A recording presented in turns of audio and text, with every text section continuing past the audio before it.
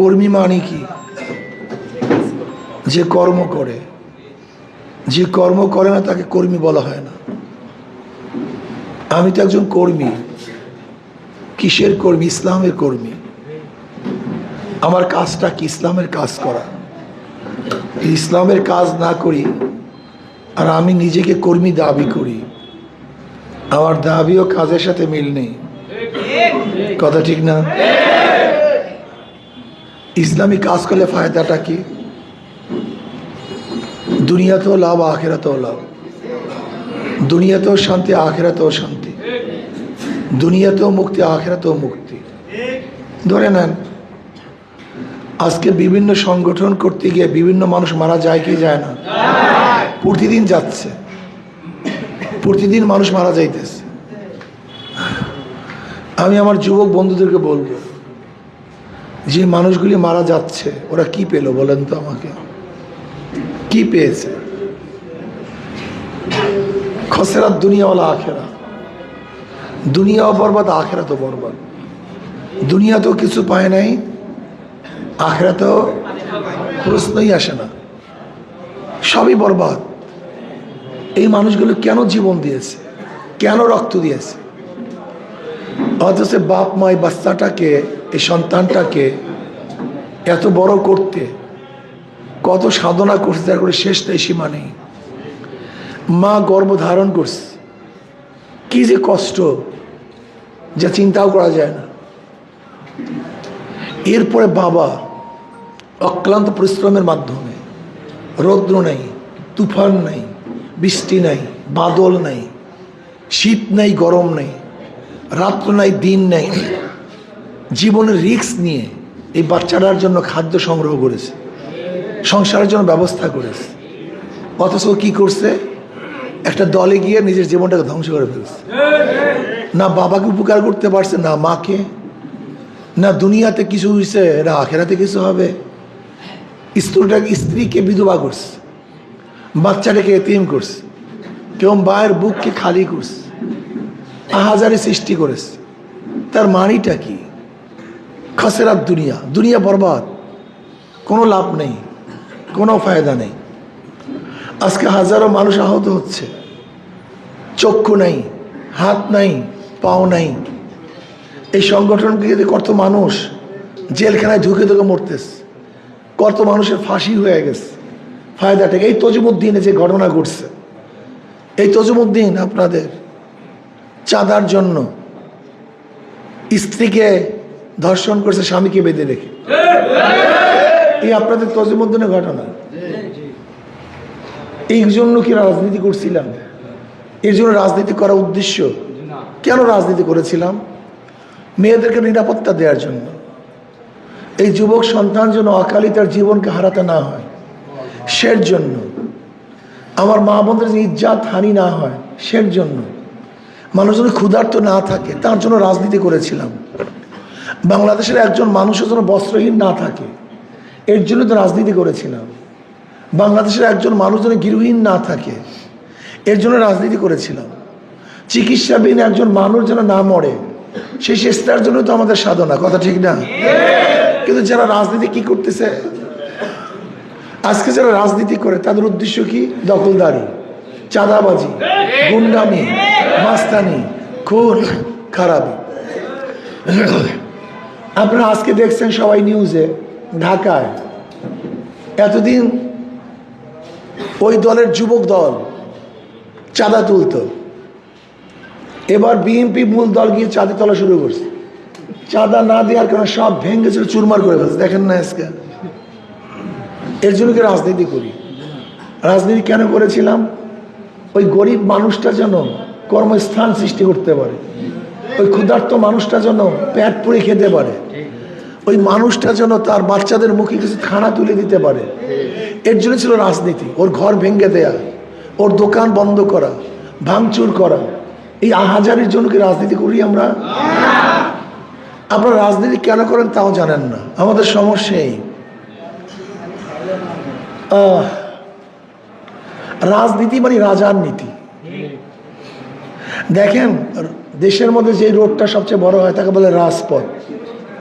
হাঁসের মধ্যে যে বড় হাঁস তার নাম রাজহাঁস। নীতির মধ্যে সর্বশ্রেষ্ঠ তার নাম রাজনীতি। রাজনীতি কেন করি? সর্বশ্রেষ্ঠ আদর্শ, সর্বশ্রেষ্ঠ আদর্শ নীতি বাস্তবায়ন অ্যাপ্লাই করার জন্য তোমরা রাজনীতি করি। এই মানুষগুলি শান্তি পাবে, মুক্তি পাবে। যাদের মুখে হাসি নেই তাদের মুখে হাসি ফুটবে। হ্যাঁ, আজকে যারা জুলুম অত্যাচার নিপীড়নের মধ্যে আছে তাদের জুলুম অত্যাচার নিপীড়ন থেকে মুক্তি দেওয়া হবে। এর জন্যই তো আমরা রাজনীতি করি, এটা সেবার জন্য, খ্যাতমতের জন্য। ওরা সব মিথ্যুক, সব ধান্দাবাজ। ওরা লেখে জনগণের খ্যাতমত করার সুযোগ দাও, লেখে না ভাই? ওরা লেখে জনগণের খ্যাতমত করার সুযোগ দাও, আসলে বাস্তবে জনগণের মারার সুযোগ দাও, জনগণের ধ্বংস করার সুযোগ দাও। ওরা মিথ্যা কথা বলে আসছে। ওদের কোনো জায়গায় মিল নেই, ওদের কোনো জায়গায় মিল নেই, কোনো জায়গায় মিল নেই। যারা নৌকা নির্বাচন করে নিজেরা নৌকা চালাতে পারে না, যারা ধানের শেষে নির্বাচন করে নিজেরা ধান কাটতে পারে না, যারা নাঙ্গল নির্বাচন করে নিজেরা নাঙ্গল বইতে পারে না, যারা কুঠা নিয়ে নির্বাচন করে, যারা নাঙ্গল নিয়ে নির্বাচন করে নিজেরা নাঙ্গল চালাতে, যারা কুঠা নিয়ে নির্বাচন করে নিজেরা কাঠ ফাটতে কথা কয় না, যারা গরুর চাকা নির্বাচন করে নিজেরা গরুর গাড়ি চালাতে, দেখছেন অবস্থা। নির্বাচন করে নৌকা নিয়ে, নিজে নৌকা চালায়ও না, চড়েও না। হ্যাঁ, সব প্রতীকগুলি গরিবদের। নৌকা চালায় কারা? গরিবরা। ধান কাটে কারা? নাঙ্গল চালায় কারা? কুড়াল দিয়ে কাঠ ফাড়ে কারা? গরুর গাড়ি চালায় কারা? সব মার্কাগুলি গরিবদের, কিন্তু একজনও গরিব না। যারা নির্বাচন করে একজনও, তার মানে কি বলেন তো? ওদের মার্কার সাথে ওদের নিজেদের কোনো মিল নেই, না কাজের সাথে মিল আছে, না ব্যক্তির সাথে মিল আছে। বুঝাতে পারিনি। সাজে গরিবদের বন্ধু, আসলে গরিবদের দুশ্মন। আসলে যত বরাদ্দ সব তো গরিবদের জন্য, বড় লোকদের জন্য বাংলাদেশ কোনো বরাদ্দ নেই। আপনারা জানেন কিনা আমি জানি না। বাংলাদেশের যত বরাদ্দ তা কাদের জন্য? বড় লোকদের জন্য। তারা তো দেয় ট্যাক্স, ভ্যাট, এরা শুধু দেয়, এদের জন্য বরাদ্দ নেই। সমস্ত বরাদ্দ গরিবদের জন্য। লেকিন বরাদ্দ গরিবদের জন্য, খায় কারা? খন্ত। আর এই পাগল কিছু জনগণ আছে আমাদের, মাথায় ঘিলু নাই, মস্তক নাই, মাথায় গোবর ভরা। ওদেরকে কি করে? নির্বাচনে সব 500 টাকা দিয়ে ক্রয় করে। বুঝাতে পারিনি। আচ্ছা বলেন তো, এই ভোলায় দেশি একটা 3 কেজি ওজনের মোরগের দাম কত হবে বলেন তো? 500 টাকা, 2500 টাকা, ঠিক না? 2000, 2500 টাকা, ঠিক না? ভালো একটা মোরগের দাম যদি 3 কেজি ওজন হয়, ধরেন না 2000 টাকা। ভালো একটা খাসি দেখছি, ভালো খাসি কত টাকা বিক্রি হয়? একটা ভালো খাসি 40-45 হাজার টাকার ভালো খাসি বিক্রি হয়। ওই কালী পিজা হিন্দুরা পাঠা বলি দেয়, একটা পাঠার দাম 50, 60, 70, 80 হাজার টাকা। বললাম নাকি ভাই? আরে শোনেন না, যে ছাগল কেস, ওই যে 13 লক্ষ টাকা ছাগল কিনে বেটার কত বিপদে আছে বেটা এখন জেলে। একটা ছাগলের দাম, খাসির দাম, ঠিক না? এই যে দেখেন কোরবানির বাজারে এক একটা গরু বিক্রি হয় 13 লক্ষ, 14 লক্ষ, 8 লাখ, 6 লাখ, 3 লাখ, ঠিক না ভাই? একটা গরুর দাম 3 লাখ, একটা খাসির দাম 1 লাখ, একটা মোরগের দাম 2500, 3000। আর এই আশরাফুল মাখলুকাত বনি আদম ইলেকশনের সময় বিক্রি হয় মাত্র 500 টাকা। কি আজীব! জানোয়ারের চেয়েও খারাপ, জানোয়ারের চেয়েও দাম কম। যদি বিক্রি হও, একটা কাজ করি, একটা পাঠার দামে বিক্রি হোক, কমপক্ষে একটা পাঠার দামে বিক্রি হইও, তবেও তো কিছুটা মান আছে। 50,000 টাকা, নাহলে একটা সারের দামে বিক্রি হয় 3 লাখ, 4 লাখ। যদি কেউ বিক্রি তোমাদের কিনতে আসে, বলবো যেহেতু আমি মানুষ বিক্রি হবো, তাই 5 লাখ টাকা দাও। একটা ভোট দেবো কত লাখ? দাও 5 লাখ টাকা বিক্রি হবে। কমপক্ষে একটু মান রাখো, পাঠার মান রাখো, অথবা খাসির মান, অথবা সারের মান রাখো, যদি বিক্রি হতেই চাও। কিন্তু যারা মানুষ, যারা গোটা দুনিয়া দিয়েও তাদেরকে ক্রয় করা যায়, তারা বিক্রি হয় না, তারা মানুষ। আর তোমরা যারা মানুষ না, পাঠা হইতে চাও, বিক্রি হও, কিন্তু একটু বেশি দামে বিক্রি হও। যারা ক্রয় করতে হবে, ব্যবসা করার জন্য আসবে, ওরা ইনভেস্ট করবে কয়েক কোটি, কামাই করবে কয়েক হাজার কোটি, কি কথা ঠিক না? আর আমাদের মুসলিউদ্দিন সাহেব কই? এই যে মুসলিউদ্দিন সাহেব, আপনাদের ধারণা কি এই ব্যক্তি যদি সংসদে যায়, নির্বাচিত হয়, ইনি চুরি করবে, ডাকাতি করবে, আপনাদের খেদমত করবে কি করবে না? তা আপনাদের খাদেম আপনারা নিযুক্ত করবেন, ডাকাতদেরকে খাদেম বানান না কেন? হ্যাঁ, ওই চোরদেরকে খাদেম বানান কেন? পুরনো বন্দোবস্ত পরিবর্তন করে ফেলেন, পুরনো বন্দোবস্ত সব পরিবর্তন করে ফেলেন, আগের অঙ্ক সব মিটায়া দেন, আগের অঙ্ক সব ক্লোজ করেন, নতুন অঙ্ক করা শিখেন। দেখেন এলাকার যত চোর গুন্ডা বদমাশরা ওদের দলের সাথে থাকে, ওদের দলের থেকে থাইকা আমাদের গুন্ডামি করে, কথা ঠিক না? এই গুন্ডাতন্ত্র বাংলাদেশ থেকে উৎখাত করবে ইনশাআল্লাহ। কোনো গুন্ডাতন্ত্র থাকবে না, মানুষ মানুষের জন্য। আমাকে দেখলে মানুষ ভয় করে কেন? কুকুর দেখলে মানুষ ভয় করে, সাপ দেখলে ভয় করে, তোমাকে দেখলে মানুষ ভয় করবে কেন? তার মানে কি তুমি মানুষ না, তুমি পাগলা কুকুর হয়ে গেছে, কথা ঠিক না? হ্যাঁ, মানুষ ভয় করবে, ওস্তাদকে যেরকম ভয় করে সম্মানের ভয়, বাবাকে যেরকম ভয় করে শ্রদ্ধা সম্মানের ভয়, কথা ঠিক না? আমরা আল্লাহকে ভয় করি, আল্লাহর শ্রদ্ধা সম্মানের ভয়, এরকম ভয় করব। কিন্তু তোমার জুলুমের জন্য আমি ভয় করব কেন? অত্যাচারের জন্য ভয় করব কেন? তুমি তো মানুষ না, তুমি জানোয়ার হয়ে গেছে। আজকে থেকে ইসলামী যুব আন্দোলনের প্রত্যেকটা কর্মীকে বলবো, এই ঘুরে ধরা সমাজকে পরিবর্তন করতে হবে, এই সমাজ ভাঙতে হবে, নতুন সমাজ সাধনা করতে হবে। সাধনা ছাড়া হবে না, সাধনা ছাড়া হবে না, সাধনা করতে হবে। এখানে যারা আসো আজকে নিয়াত করো, আজকে থেকে নিয়াত করো, আমি একা থাকবো না, আমি কমপক্ষে 100 লোককে দাওয়াত দেব, 200 লোককে দাওয়াত দেব ইনশাআল্লাহ। আগামী নির্বাচনে এমন এক প্রতীক নিয়ে আমরা হাজির হব, হাত পাখা। কি পাখা ভাই? যে নির্বাচন করে সেও ঘুরাতে পারে, যারা সমর্থন করে কথা কয় না, যারা সমর্থন করে তারা কি ঘুরাতে পারে কি পারে না? পুরুষরাও চালাতে পারে, মহিলারাও, ছোটরাও চালাতে পারে, বড়রাও। হাত পাখা প্রয়োজন মুসলমানদের, হাত পাখা প্রয়োজন হিন্দুদের, খ্রিস্টান, বৌদ্ধদের। কারেন্ট ফেল করে, হাত পাখা কথা কয় না। সবাইকে শান্তি দেয়, সবাইকে, সবাইকে, সর্বজনীন। কাউর মার্কা ঘুমের সময় বুকের উপরে থাকে না, কলিজার উপরে থাকে না, কিন্তু ঘুমাতে ঘুমাতে শুধু নাড়াতে নাড়াতে একটা মার্কায় বুকের উপরে থাকে, তার নাম হাত পাখা। এটা কলিজার মার্কা, সবার মার্কা। কি কথা ঠিক না? আমি বিশ্বাস করি হাত পাখা বিজয় হলে সমস্ত জনগণ বিজয় হবে, এই দেশ বিজয় হবে, সবাই শান্তি পাবে। কি লাগবেন না এবার ইনশাআল্লাহ? সুশৃঙ্খল একটা ছোট্ট বাহিনী, সুশৃঙ্খল ছোট্ট একটা বাহিনী বিশৃঙ্খল বহুত বড় বাহিনীর বিরুদ্ধে লড়াই করে জিততে পারে।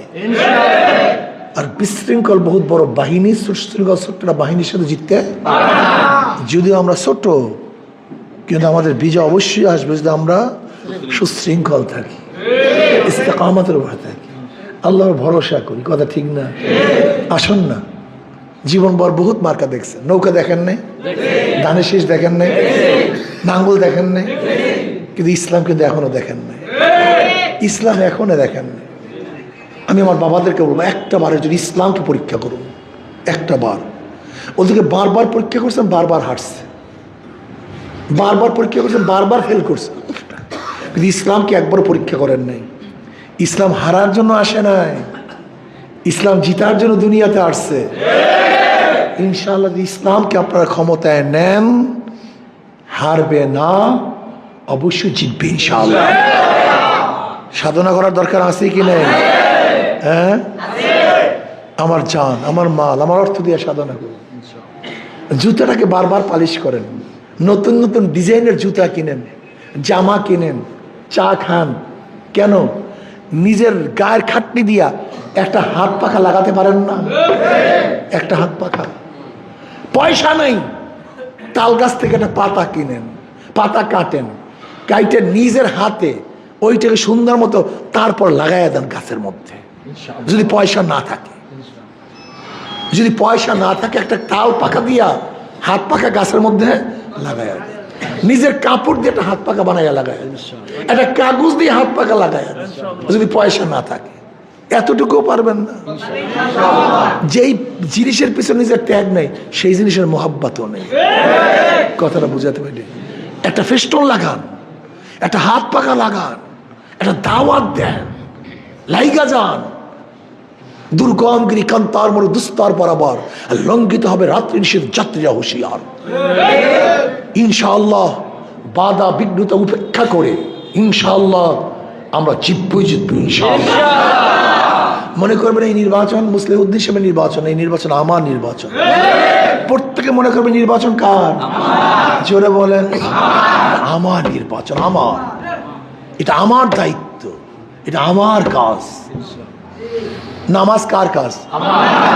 তো ইমাম দিয়ে একজন, আপনি ইমাম হন না কেন? কয়জন হবে ইমাম? কোন কাজটা আমার, কিন্তু সবাই ইমাম হতে এর জন্য একজনকে সামনে রাখা দিয়ে তুমি যাও, কিন্তু আমার কাজ, এটা আমার দায়িত্ব। ঠিক মনে করেন আমরা সবাই প্রার্থী, তাহলে সবাই তো প্রার্থী হওয়া যায় না, এর জন্য মুসলিমের সাথে ধাক্কা দিয়ে তুমি সামনে যাও, কিন্তু কাজটা কিন্তু আমার। কি কথাটা বুঝাতে পারছি? এই কাজটা যখন নিজের মনে করবেন তখন স্পিড বাড়বে। আর কাজটাকে যখন মনে করবেন মুসলিম উদ্দিন উনি বুঝুক, এটা আমার কি কাজ, ধাক্কায় আপনাকে কাজে লাগানো যাবে না। আল্লাহ আমাকেও আমাদের সবাইকে আজকের থেকে নতুন উদ্যমে হাত পাকা প্রত্যেকের পক্ষে কাজ করার তৌফিক দান করুন। লাগবেন তো ইনশাআল্লাহ? আচ্ছা বলে, এই খেয়াল দেন, ঘন্টা কয়টা? 24 ঘন্টা। 24 ঘন্টাকে তকসিম করেন। আমি ব্যবসা বাণিজ্যের জন্য এত ঘন্টা, আর বাকি সংগঠনের পেছনে হাত পাকার পক্ষে এত ঘন্টা ইনশাআল্লাহ। মাত্র কয়েকটা দিন বাকি, মাত্র আজকে নভেম্বর, ডিসেম্বরে তফসিল, ফেব্রুয়ারিতে নির্বাচন, তাও পহেলার দিকে। তার মানে পহেলার দিকে 10 তারিখের মধ্যে নির্বাচন হতে হবে। কত মাস আছে? মাত্র 2 মাস মাঝখানে, ডিসেম্বর জানুয়ারি। সময় কই? সময় কই বলেন? কোনো সময় নেই। মাত্র 60টা দিন, মাত্র 60টা দিন বাকি আছে, মাত্র 60টা দিন। আজকে থেকে ইনশাআল্লাহ প্রত্যেকটা সময়কে কাজে লাগান। 12 ঘন্টা, 8 ঘন্টা, 12 ঘন্টা, 8 ঘন্টা, 6 ঘন্টা, কমপক্ষে 4টা ঘন্টা সময় দেব। রাজি আছেন ইনশাআল্লাহ? কে কে রাজি আছেন দেখি? আলহামদুলিল্লাহ।